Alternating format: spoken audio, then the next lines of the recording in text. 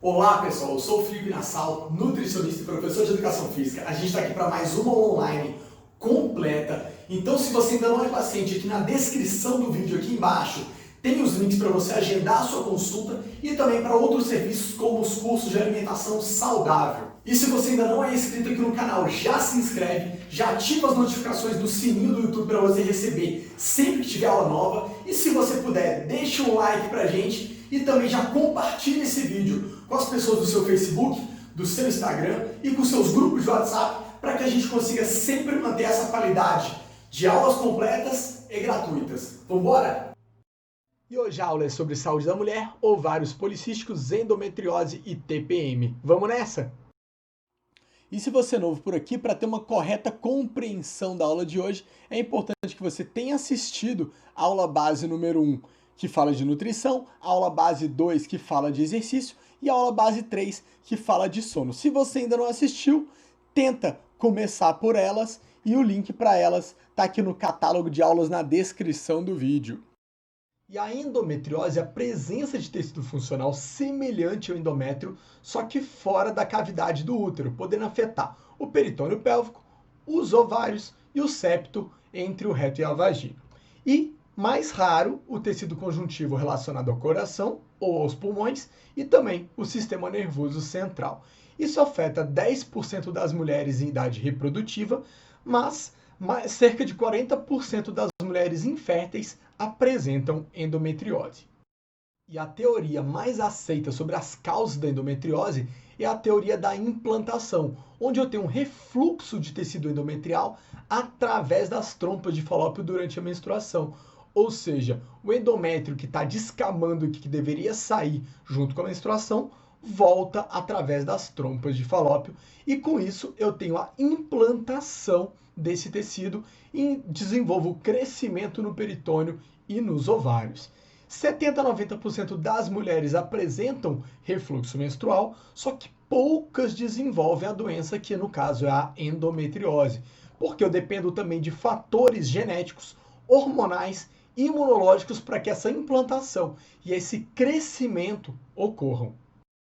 E dentro dos fatores imunológicos, eu começo pela piora da apoptose, que é a morte programada das nossas células induzida pelo próprio sistema imune. Se essas células não morrem quando deveriam, eu tenho uma maior chance delas aderirem no peritônio. E quando eu tenho mais macrófagos no líquido peritoneal, lembrando que, como eu expliquei lá na aula de imunidade, que eles têm diversas funções relacionadas a dano e também a crescimento, eu acabo tendo mais citocinas inflamatórias, eu acabo comunicando mais a inflamação e eu tenho também uma presença maior de fatores de crescimento. Isso favorece também uma construção de uma rede de vasos sanguíneos para favorecer a irrigação dessas células que não morreram quando deveriam. E aí eu culmino na implantação e invasão desse tecido endometrial fora do lugar onde ele deveria estar.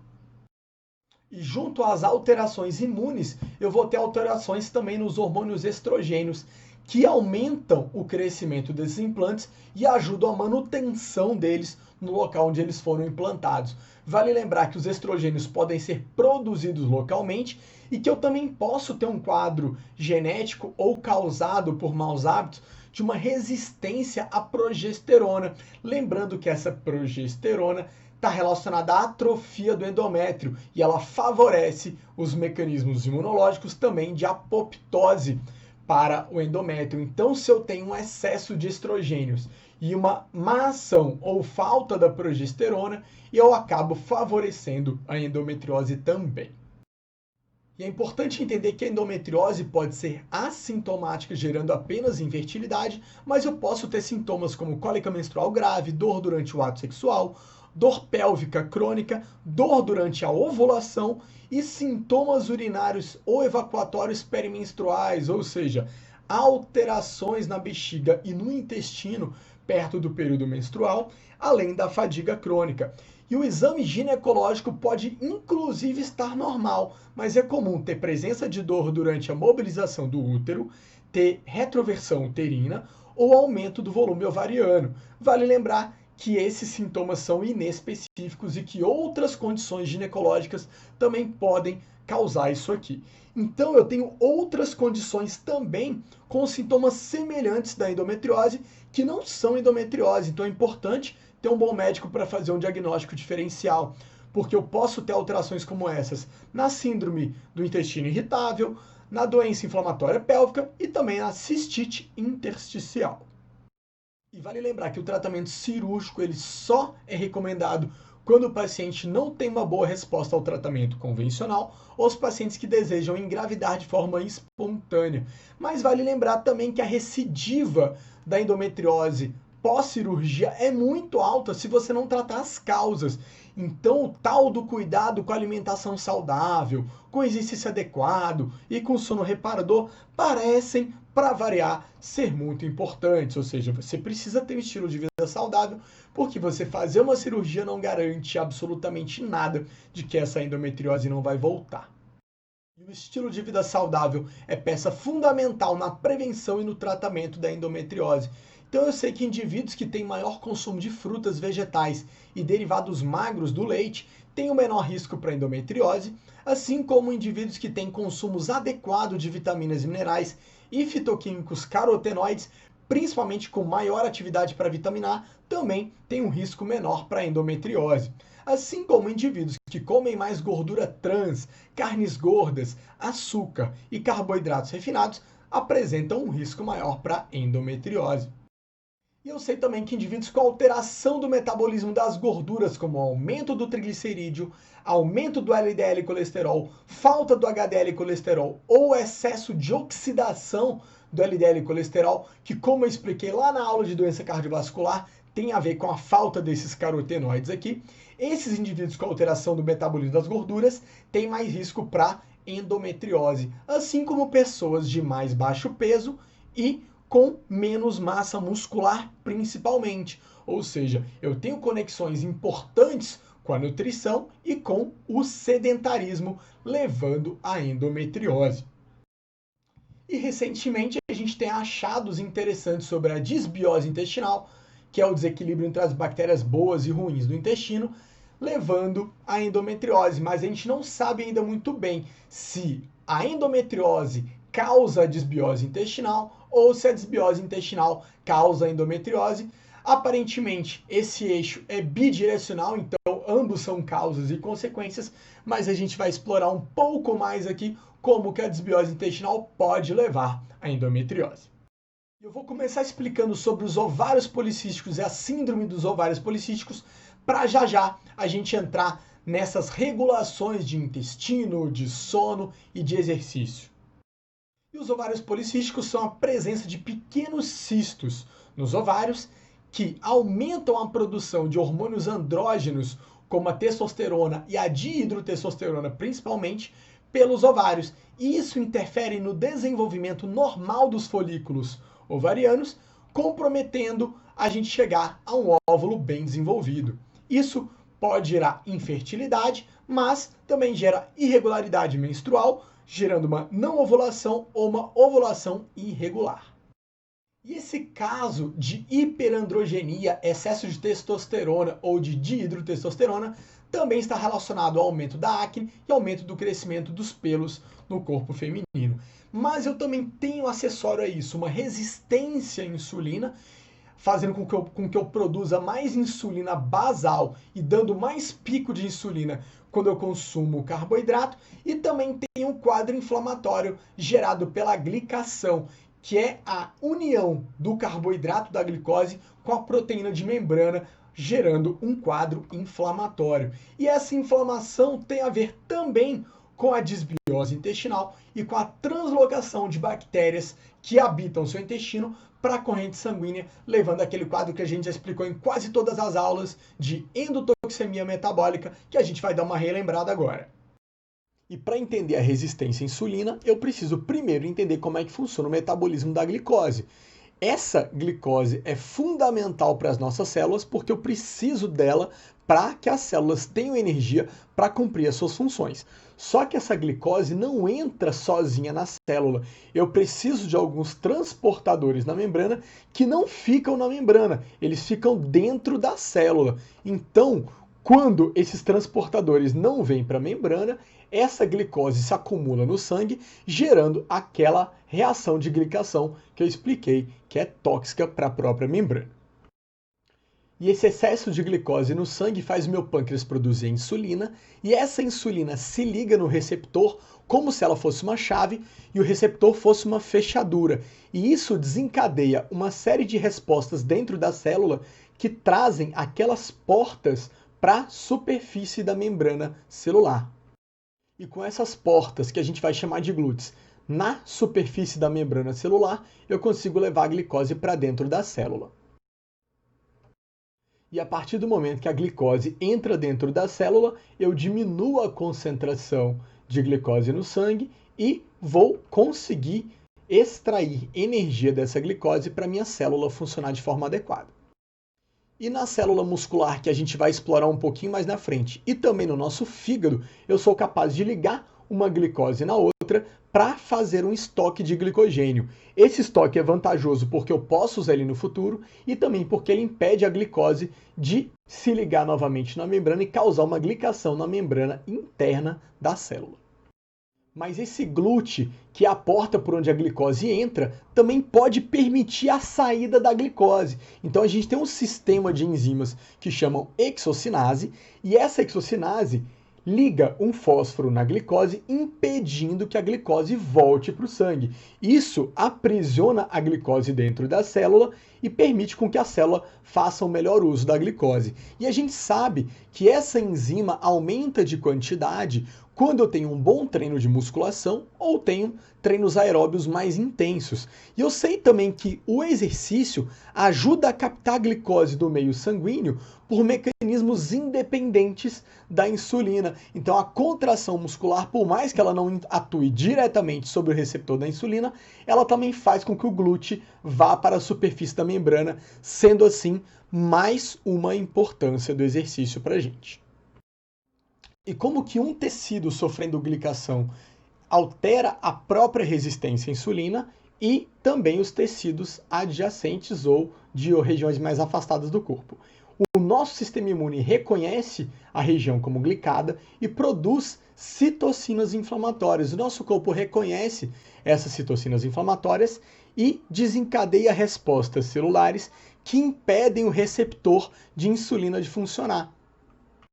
Outro mecanismo inflamatório importante que também leva à resistência à insulina é a presença de lipopolissacarídeos, que são fragmentos de membranas de bactérias que normalmente habitam o seu intestino, mas que podem chegar à corrente sanguínea. Quando eles estão na corrente sanguínea, eles ativam outro receptor na célula que também modificam a resposta inflamatória, que também levam à resistência à insulina. E a mesma coisa vai acontecer quando eu tiver um excesso de triglicerídeo, um excesso de gordura saturada. Lembrando que esse triglicerídeo pode ser aumentado pelo consumo excessivo de gordura, mas também por excesso de consumo de carboidrato ou má qualidade no consumo de carboidratos. E quais as conexões que eu vou ter desse intestino saudável com o quadro de resistência à insulina?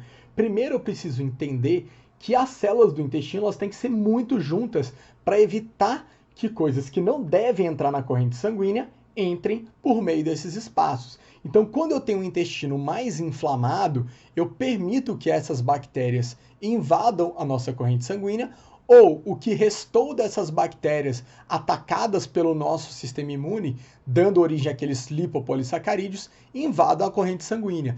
Então, quando eu tenho mais bactérias ruins do que bactérias boas, ou quando eu tenho um intestino inflamado com uma alta taxa de migração de bactérias ou fragmentos para a corrente sanguínea, eu vou ter um quadro que a gente chama de disbiose intestinal, e essa migração para a corrente sanguínea causando inflamação no vaso e em todos os tecidos, a gente vai chamar de endotoxemia metabólica. E quando eu compreendo que as bactérias boas se alimentam prioritariamente das fibras e as bactérias ruins se alimentam prioritariamente de açúcar, carboidrato refinado e de gordura saturada, eu consigo entender que uma dieta rica em vegetais, rica em frutas, rica em raízes, rica em cereais integrais, dando prioridade a carnes magras, sem excesso de gordura de preparo, é uma dieta que vai favorecer com que eu tenha mais bactérias boas do que bactérias ruins. E nesse sentido eu teria uma saúde intestinal mais preservada. Mas se eu tenho uma alimentação ruim, cheia de bolo, de pão branco, de biscoito, de refrigerante, de fritura, de industrializado, eu vou ter um aumento das bactérias ruins que vão combater as bactérias boas. Então eu vou ter prioritariamente bactérias ruins no meu intestino, levando a um maior grau de inflamação. Lembrando que normalmente essa má alimentação ela vem também cheia de adoçante, de corante, de conservante e de álcool, que podem causar danos diretos e indiretos ao intestino, favorecendo essa translocação de bactérias ruins e de fragmentos para o seu sangue, gerando endotoxemia metabólica.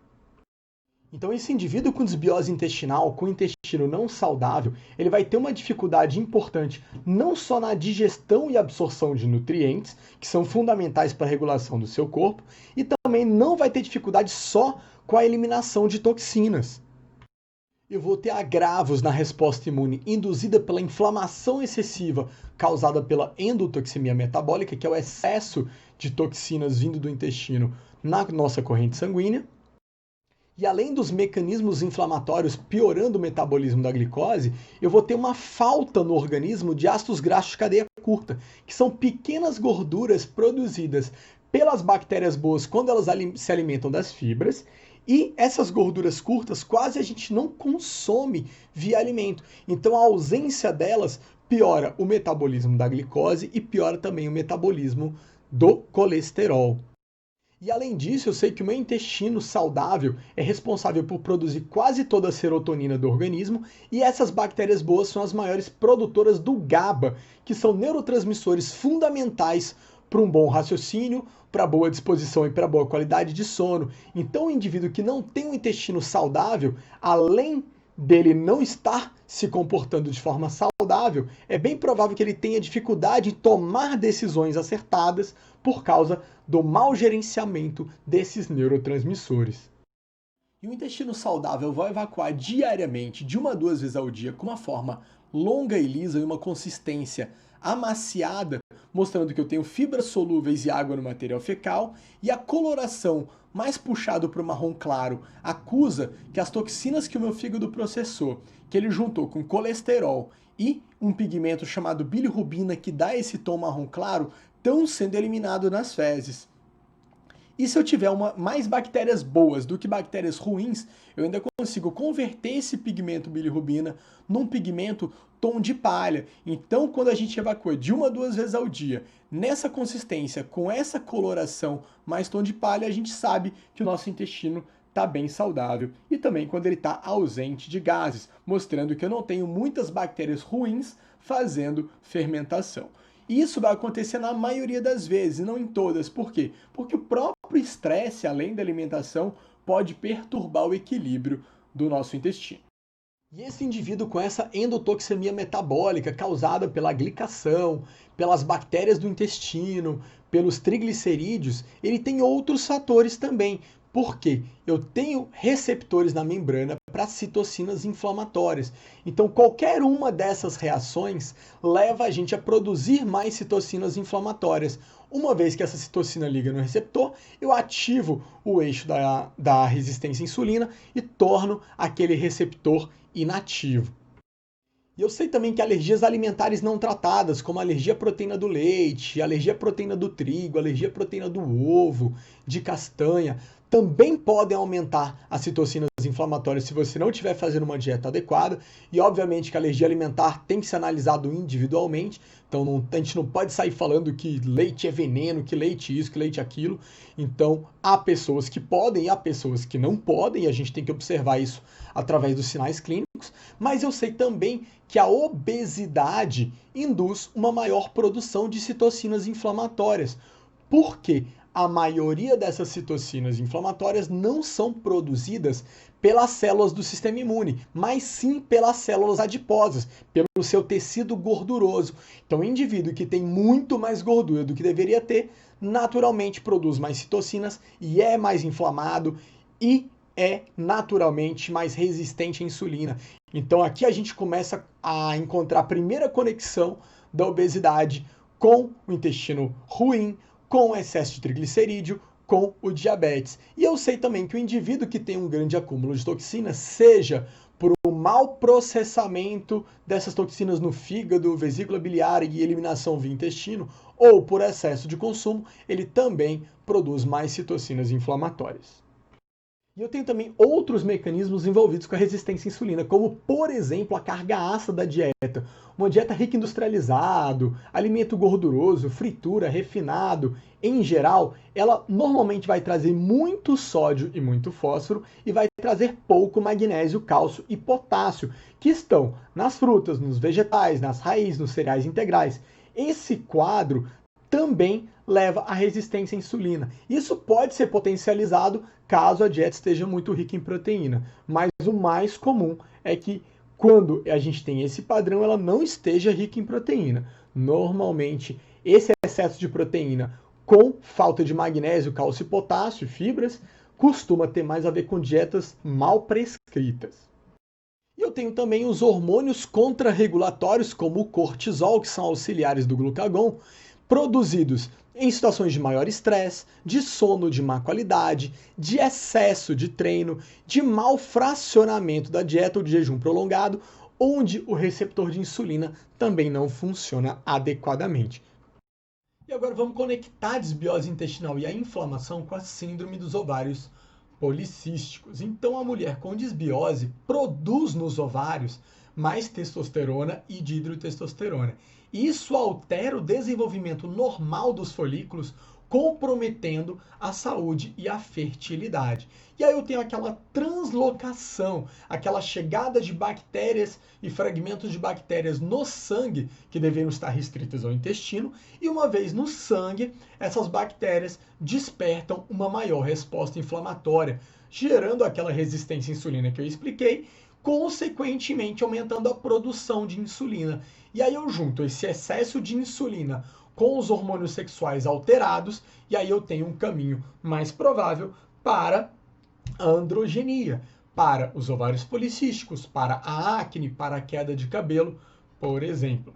E aí eu preciso compreender com clareza que eu tenho ligações muito fortes da obesidade com a síndrome dos ovários policísticos. Então, ambos, quando eu tenho uma diversidade microbiana ruim no intestino, são afetados, e quando eu tenho essa diversidade ruim de bactérias no intestino, eu também tenho uma pior regulação dos hormônios sexuais, implicando no SOP e implicando também na obesidade. E aí é importante entender que, como na endometriose, eu também tenho esse eixo bidirecional, onde a desregulação hormonal pode piorar a desbiose, assim como a desbiose pode piorar a desregulação hormonal, porque eu sei que tanto alterações dos hormônios sexuais quanto alterações na insulina aumentam também a probabilidade do desenvolvimento da desbiose intestinal.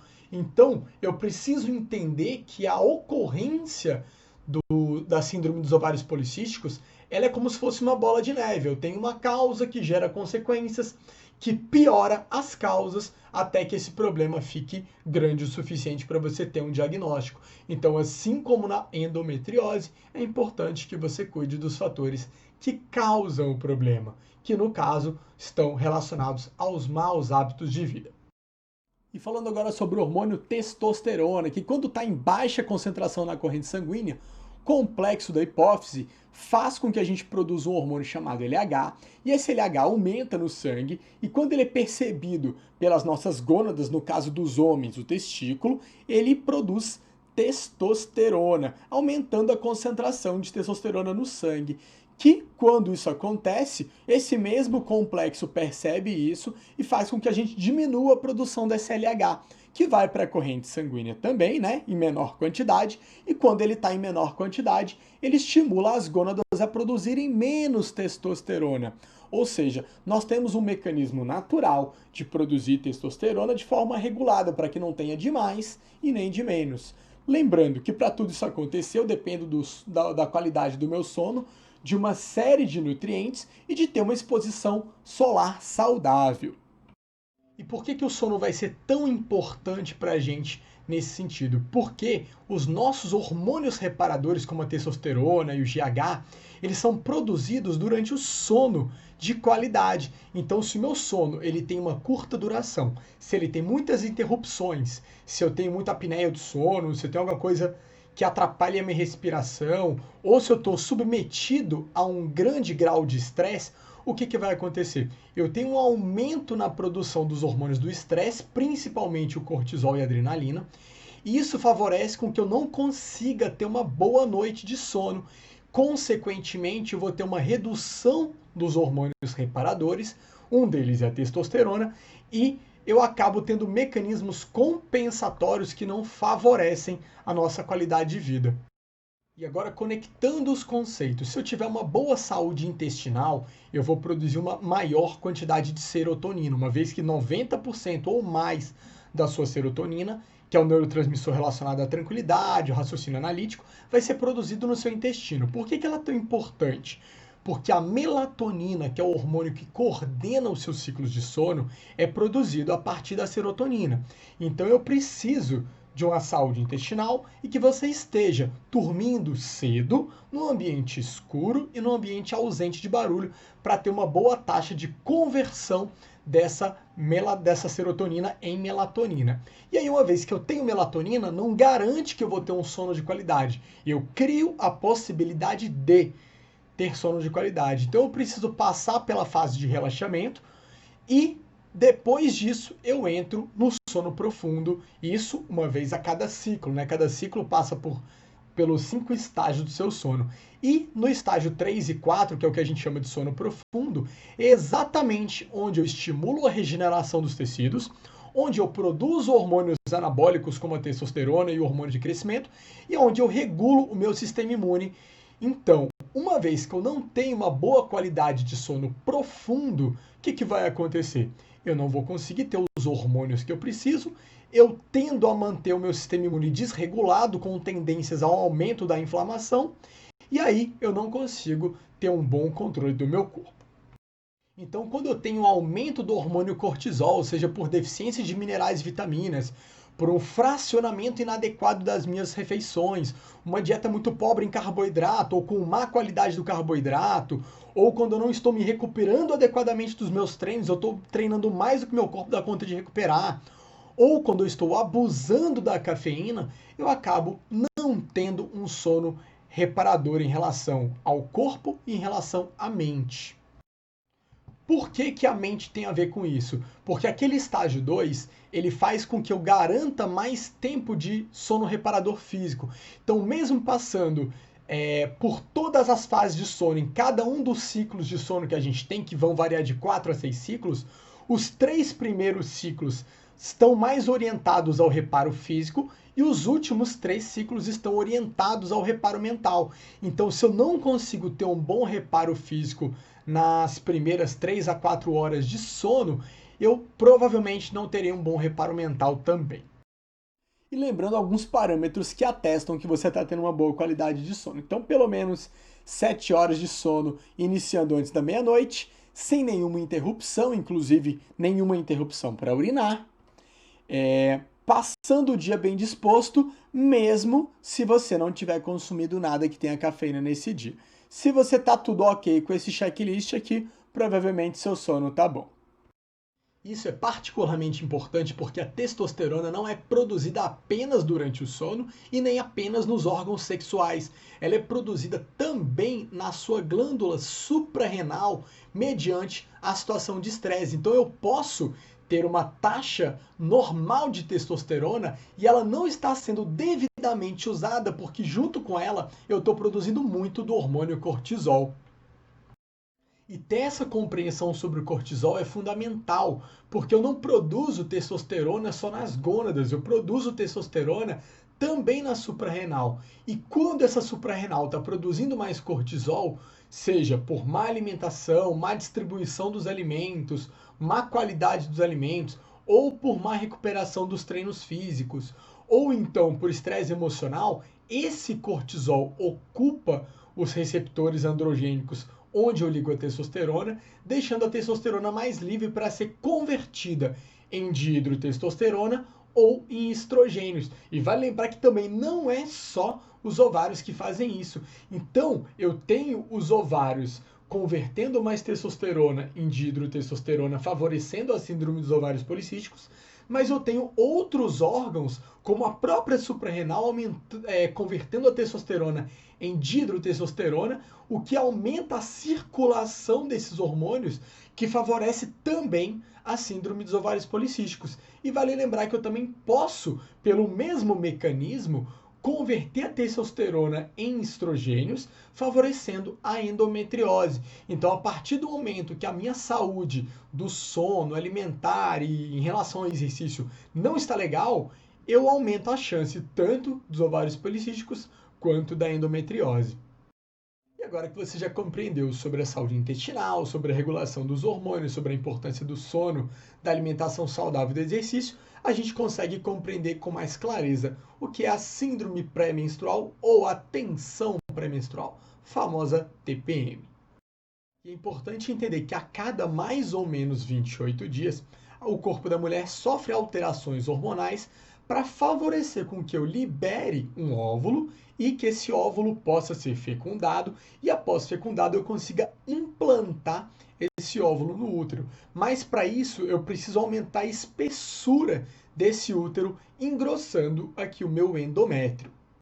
Então, caso a gente não implante um óvulo nesse endométrio que se preparou para a gestação, a gente vai ter um aumento da inflamação para descamar esse endométrio. Então, eu tenho essas alterações hormonais que induzem o processo e essa descamação significa que eu vou destruir tecidos sólidos também.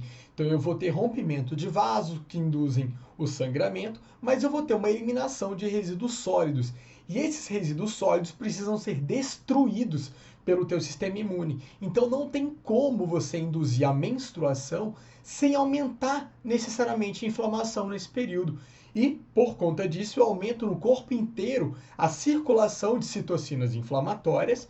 E com o aumento dessas citocinas inflamatórias, eu tenho alterações intestinais favorecendo a disbiose. Eu tenho aquelas reações de inchaço, de incômodo e de dor, uma vez que eu estou destruindo um tecido vivo, isso gera dor, mas eu também tenho alteração na produção de serotonina lá no seu intestino e também tenho alterações na recepção da serotonina lá no seu neurônio, gerando uma série de sintomas que muitas das vezes são incômodos. E para compreender essas alterações de humor que podem acontecer, a gente precisa entender dos nossos sistemas, principalmente do sistema nervoso. E esse é um desenho esquemático de um neurônio. Então eu tenho os dendritos, onde eu recebo informação, eu tenho o corpo celular, onde eu processo a informação, e eu vou ter o axônio, onde eu transmito a informação para o próximo neurônio, e eu dependo dessa bainha de mielina para que isso aconteça de forma mais rápida. Então, basicamente, eu tenho uma carga positiva na parte externa da membrana do neurônio e uma carga negativa na parte interna. E através da minha bomba de sódio e potássio, eu despolarizo, ou seja, eu inverto essa polaridade, tornando a membrana externa mais negativa, para que eu conduza um impulso nervoso. Vale lembrar que para essa bomba de sódio e potássio funcionar, eu gasto muita energia, gasto muita glicose, e a gente vai falar muito disso aqui hoje. E esse impulso elétrico, quando ele chega no final do axônio, ele vai ser reconhecido pela célula e vai ser transformado num estímulo químico. Então eu vou ativar vesículas com neurotransmissores que vão sair desse neurônio e vão migrar para a fenda sináptica, onde eu tenho no neurônio seguinte receptores para esse neurotransmissor. Então, eu tenho um impulso elétrico virando um estímulo químico, e esse estímulo químico, na hora que ele ativa a célula seguinte, pelo dendrito, vai ser processada essa informação no corpo celular dessa outra célula para que vire um novo impulso elétrico. E entender as diferenças e características de cada um dos neurotransmissores pode ajudar a gente a ter uma melhor compreensão sobre o sistema nervoso. Então, o glutamato e o aspartato são os principais excitatórios do sistema nervoso central estão diretamente ligados ao desenvolvimento do sistema nervoso, principalmente por estimularem a plasticidade sináptica, ou seja, a formação de novas sinapses, melhorando a comunicação entre os neurônios. Por esse motivo, estão diretamente ligados ao melhor aprendizado e melhor memória. Porém, em excesso, estão ligados também a doenças neurodegenerativas causadas por neuroinflamação, onde eu tenho um aumento do ácido quinolínico e uma menor produção de serotonina, que eu vou explicar mais lá na frente, e por conta disso, desse excesso de ácido quinolínico, ativando demais a produção e liberação de glutamato, principalmente, eu vou ter uma maior produção de radicais livres e uma sensação de tensão muito relacionada à ansiedade, por exemplo. Então, e os níveis baixos deles também estão relacionados à esquizofrenia. E o principal neurotransmissor inibitório do sistema nervoso vai ser o GABA, relacionado ao relaxamento e ao sono, que assim como o glutamato deriva do mesmo aminoácido do ácido glutâmico, e quando eu tenho uma situação onde a inflamação esteja controlada e a minha quantidade de vitaminas, minerais e de carboidrato também estejam controladas, eu vou ter uma melhor atividade desse GABA, inibindo o excesso de neurotransmissão por glutamato. Eu sei também que esses receptores de GABA também são úteis por drogas benzodiazepínicas, por isso que elas são indutoras de sono, e também por drogas barbitúricas. E uma informação importante que a gente já começa a conectar com a nutrição é que boa parte do nosso GABA é produzido pela microbiota do seu intestino. Então, se o seu intestino não estiver saudável, provavelmente o GABA não estará em doses adequadas. E o neurotransmissor mais conhecido é a serotonina, que está ligado diretamente à nossa disposição diária e qualidade de sono, regulando o ciclo de noite e dia que a gente chama de circadiano. Ela dá origem ao hormônio melatonina, que está relacionado à melhora da qualidade do sono, ao sono reparador, e para eu converter a serotonina em melatonina, eu passo por algumas reações químicas que precisam de vitaminas do complexo B, de minerais e também de energia. E quando eu falo de energia no neurônio, eu estou falando sempre de carboidrato. A produção dela é quase toda intestinal pela nossa microbiota e pelas células intestinais, e o restante eu produzo no próprio neurônio. Lembrando que essa serotonina que eu produzo, absorvo e levo para a corrente sanguínea para chegar no sistema nervoso, eu dependo também do consumo de carboidratos. Então, ela traz para a gente um raciocínio analítico e complexo. Então, nosso desempenho mental depende muito da serotonina, e quando ela fica baixa, a gente tende a ter um desempenho muito curto ou ruim em relação ao nosso raciocínio, e toda vez que eu ativo esse eixo, eu tenho um aumento de gasto energético e, como eu falei, um aumento no consumo de carboidrato dentro do próprio neurônio. Ou seja, quando eu tenho uma alimentação desregrada, muito pobre em carboidrato ou com carboidrato de má qualidade, eu acabo tendo alterações na neurotransmissão por serotonina. E os níveis dela são controlados pela enzima monoamina oxidase, que depende de vitamina do complexo B e de carboidrato também.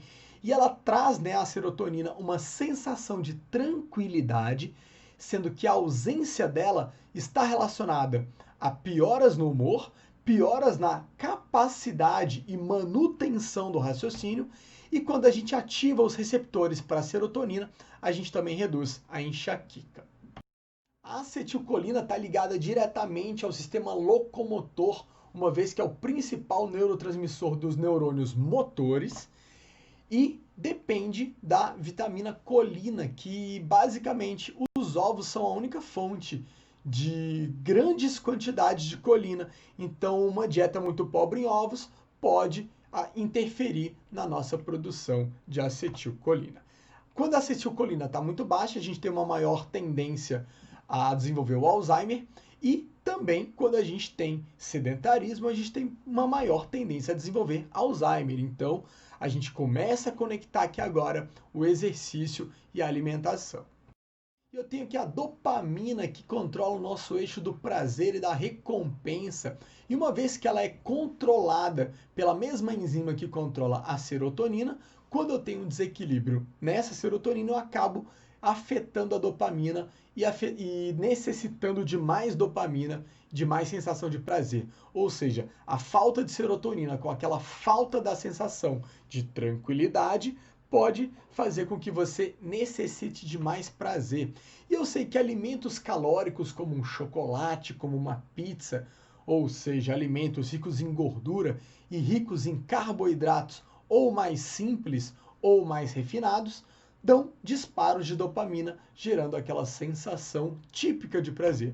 E eu também tenho disparos de dopamina quando eu tenho um orgasmo, e eu sei que a cocaína age sobre os receptores dopaminérgicos. Ah, então quer dizer que se a cocaína vicia e age sobre o eixo da dopamina, quer dizer que alimento gorduroso e carboidrato também causa dependência química. Não, não, não, não, não. Tem nada a ver uma coisa com a outra. Porém, eu posso me viciar em alimentos sim, mas não tem nada a ver com dependência química e muito menos que açúcar vicia mais que cocaína. Se já ouviu isso, pode parar por aqui. E derivado da dopamina, eu tenho a noradrenalina, que ativa o nosso sistema nervoso simpático, o sistema nervoso relacionado à luta e fuga, ao exercício físico. Então, quando eu tenho um bom sistema de treinamento regular, eu consigo um bom equilíbrio entre noradrenalina e dopamina. Quando eu tenho aquela situação típica de estresse e tensão. E eu tenho as endorfinas e as encefalinas, que são opioides moduladores dos sinais de dor. Já deve ter ouvido falar das endorfinas que a gente produz quando faz exercício físico, gerando aquela sensação de bem-estar. Exatamente, elas têm propriedades analgésicas agindo sobre a dor e sobre a sensação de estresse, e o mecanismo de ação delas é o seguinte: eu reduzo a quantidade de neurotransmissores liberados, porque eu hiperpolarizo a membrana após a sinapse, impedindo uma comunicação que gere dor e que gere desconforto. E você já deve ter percebido que a gente vai falar muito sobre fornecimento e uso de energia nessa aula, lembrando que 20 a 30% das calorias, 20 a 30% da energia que o seu corpo gasta por dia é o seu sistema nervoso quem gasta, e que o sistema nervoso, diferente dos outros órgãos, basicamente usa o carboidrato, ou seja, mais de 95% da energia utilizada ali provém do carboidrato, da glicose, e que esse gasto de carboidrato, esse gasto de glicose dobra com o raciocínio complexo. Então, se você tem uma alta carga horária de estudos na semana, ou se o seu trabalho tem uma alta carga de demanda intelectual, provavelmente você precisa de mais energia e de mais carboidratos para dar sustentação ao teu sistema nervoso. E nesse sentido é importante você entender minimamente como é que funciona o fornecimento de energia no neurônio. Então, assim como em qualquer célula do nosso corpo, a gente usa o ATP para gerar energia. Esse A vem de adenosina, que você não precisa lembrar o nome, T vem de 3, que você consegue lembrar o nome, e fosfato, que vem do fósforo, que você também consegue lembrar o nome. Então, na prática, o que acontece? Eu utilizo a água para fazer uma reação que chama hidrólise para formar o ADP, que é adenosina, D de 2, P de fosfato. Ou seja, eu uso a água para fazer uma reação química onde eu removo um fósforo desse ATP e gero energia para o meu corpo funcionar. Isso funciona em todas as células, mas, como a gente falou no neurônio, basicamente para formar esse ATP eu dependo do carboidrato. E é importante que você entenda que a desidratação também compromete esse processo, porque se eu não tiver quantidades adequadas de água dentro do meu neurônio, essa reação química de geração de energia não vai ocorrer da forma como eu gostaria que ela ocorresse, comprometendo o meu raciocínio. Então não basta você tomar toda a água de uma vez, eu preciso que você passe o seu dia bem hidratado. Então a quantidade de água que você toma é proporcional à quantidade de desidratação que você tem, ou seja, nos momentos mais quentes do dia você precisa de mais água, nos momentos mais frios você precisa de menos água. A mesma coisa se aplica ao jejum prolongado, uma vez que a maioria da energia gasta no seu neurônio depende do carboidrato. Se o consumo de carboidrato durante o dia não tiver muito bem distribuído, há uma grande chance de chegar pouco carboidrato ao neurônio, comprometendo as reações químicas de fornecimento de energia, uma vez que o neurônio não tem como estocar carboidrato, ou seja, não adianta mandar muito carboidrato de uma vez para ele, que você não vai conseguir fazer o estoque para que ele use quando tiver falta de consumo. Vale lembrar que o nosso neurônio também se adapta a consumir corpos cetônicos, derivados de gorduras de cadeia curta, dos ácidos graxos de cadeia curta, e vale lembrar que o maior produtor de ácidos graxos de cadeia curta é o nosso intestino.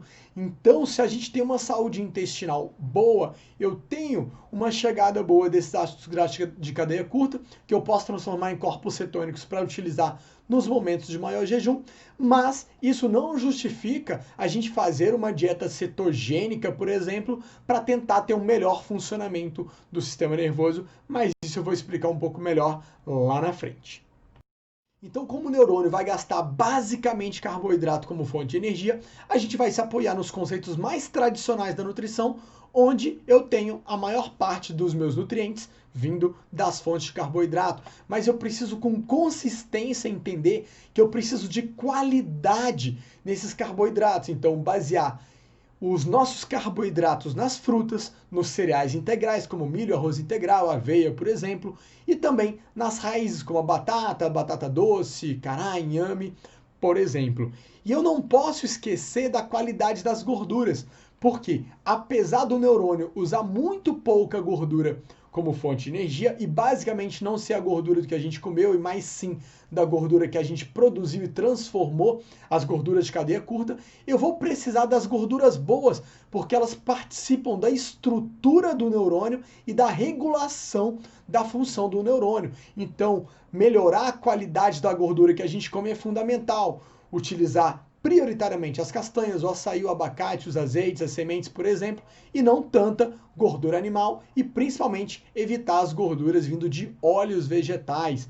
Lembrando também que eu preciso das proteínas para o meu neurônio funcionar direito, tanto em relação à estrutura quanto em relação à regulação, uma vez que boa parte dos meus neurotransmissores dependem dos aminoácidos. Então, usar carnes mais magras, aumentar o consumo de peixes, usar as carnes magras vindo de aves, o consumo de ovos que a gente já comentou em relação à colina e também o consumo de grãos, que a gente vai falar sobre algumas vitaminas que dependem disso.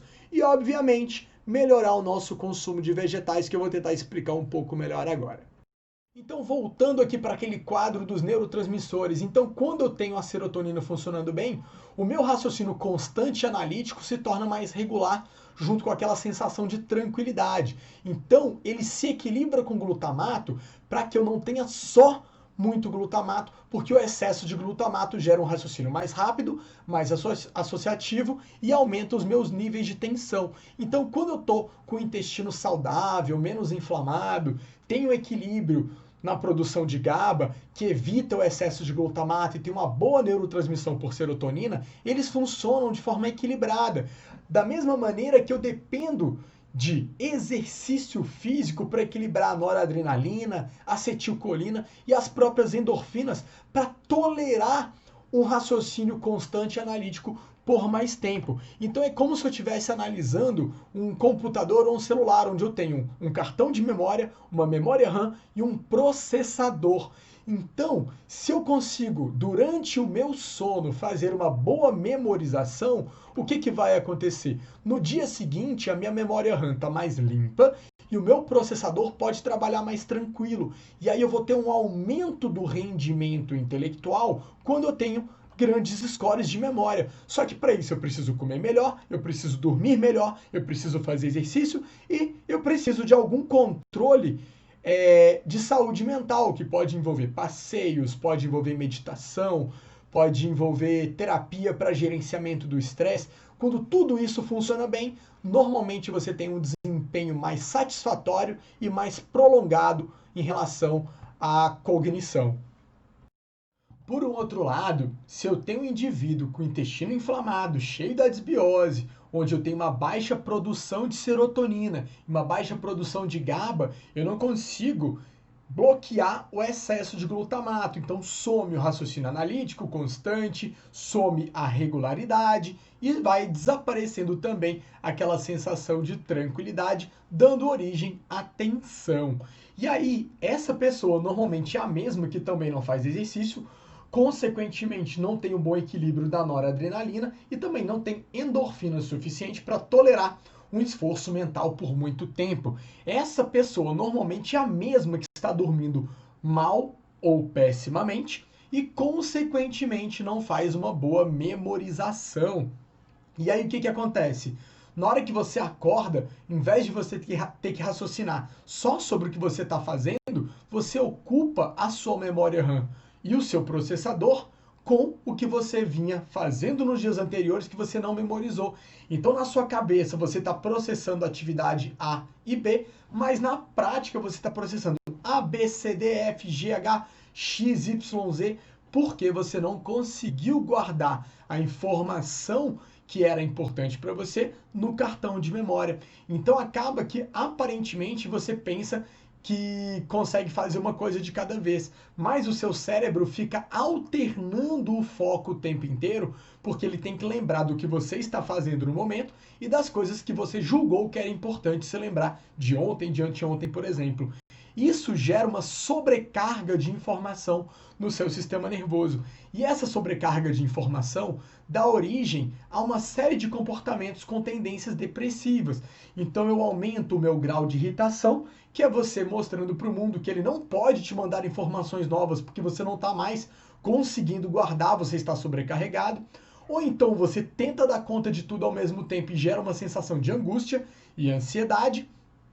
E, normalmente, você acaba buscando comportamentos mais depressivos, como o isolamento, para que você consiga digerir e processar toda essa informação, ou então você acaba buscando uma estratégia evasiva, você vai buscar pelo prazer. Vale lembrar que carboidrato simples, gordura, principalmente em excesso, dão disparos de dopamina que geram euforia, geram prazer, geram aquele sentimento de recompensa e geram aquela frase que você vive falando. Hoje eu vou comer pizza porque eu mereço. Não, hoje eu tô precisando de um chocolatinho.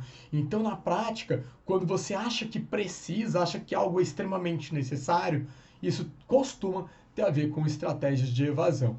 Então, é importante a gente observar que depressão é uma doença extremamente multifatorial, mas que fatores inflamatórios e deficiência de energia geram baixa capacidade de raciocínio e baixa capacidade de análise.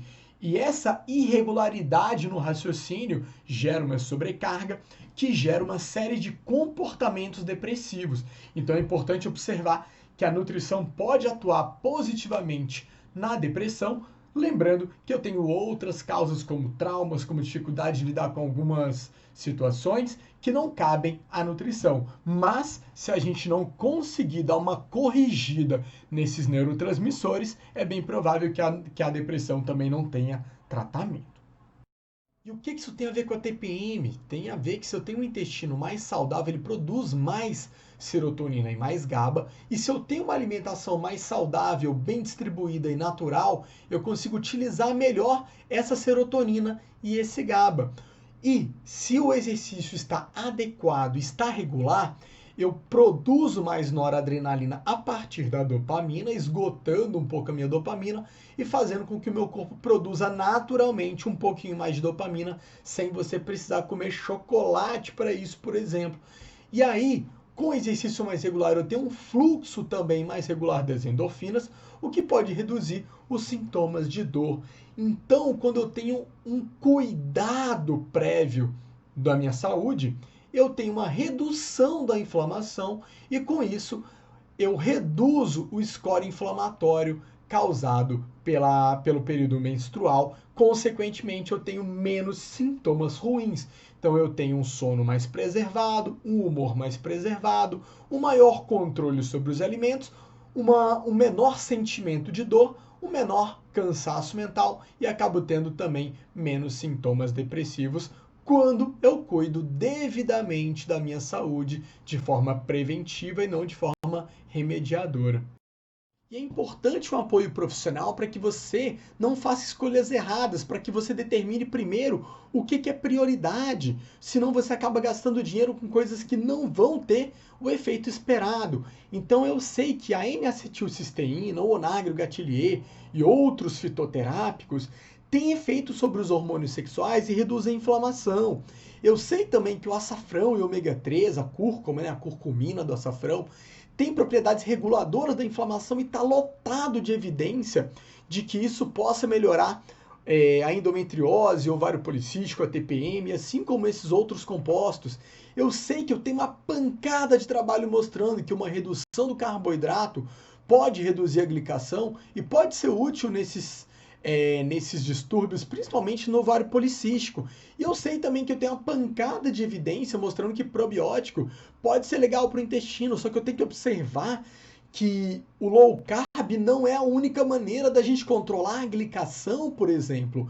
Eu posso melhorar a qualidade, a distribuição e a combinação dos meus alimentos para que eu consiga aí uma boa dieta com 45% de carboidrato ou até mais, sem fazer muita glicação. Eu preciso entender que tem hora certa de dar probiótico. Se o intestino não está íntegro, eu posso piorar seu quadro de saúde dando probiótico. Eu sei que o ômega 3 é essencial, mas se você tem um bom consumo de peixes, talvez você não precise de ômega 3. E eu sei que eu tenho fitoterápicos que funcionam, mas eu sei que o alho, a cebola e a couve são fontes de N-acetilcisteína, por exemplo.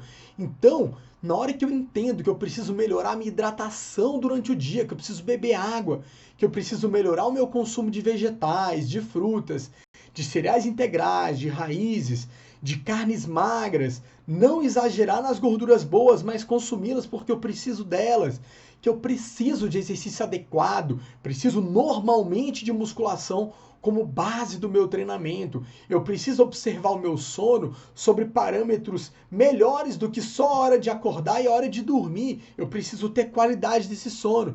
Que para isso, muitas das vezes, eu preciso eliminar da minha base os refinados, o açúcar, o refrigerante, a gordura animal, a gordura trans, os corantes, os conservantes, adoçante, o álcool.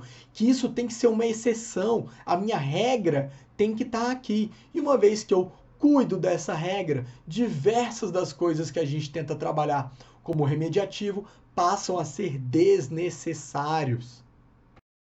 E eu também preciso entender que eu preciso de critério, eu preciso da precisão na hora de calcular, uma vez que as necessidades individuais são, como o próprio nome diz, individuais. A dieta que serve para sua amiga pode não servir para você.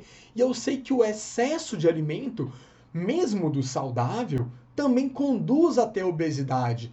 Eu sei que o excesso de carboidrato, mesmo do saudável, principalmente em grandes quantidades de uma vez, ou mal distribuído, ou mal combinado com outros nutrientes na refeição, também pode causar glicação.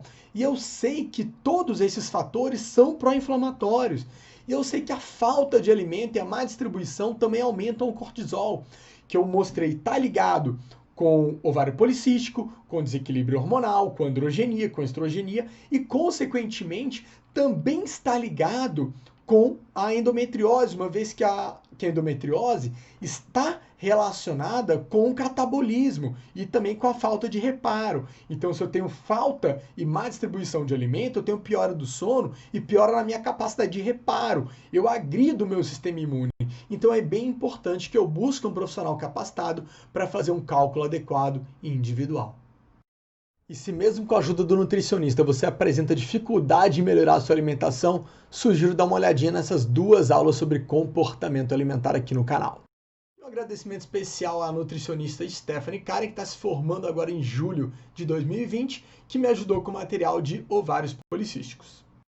Bom, espero que você tenha gostado dessa aula. Caso você tenha gostado, aqui na descrição do vídeo ficam os links para todos os serviços que eu presto para agendar consulta, para os cursos online. Então, se você gostou, não deixe de compartilhar no seu WhatsApp, com seus grupos de amigos, com o seu Facebook, no seu Instagram, porque isso é o que mais ajuda a gente a manter esse trabalho com essa qualidade e gratuito. E se você ainda não é inscrito no canal, já se inscreve logo e ativa as notificações para você receber sempre que tiver aula nova. Um abraço, muito obrigado!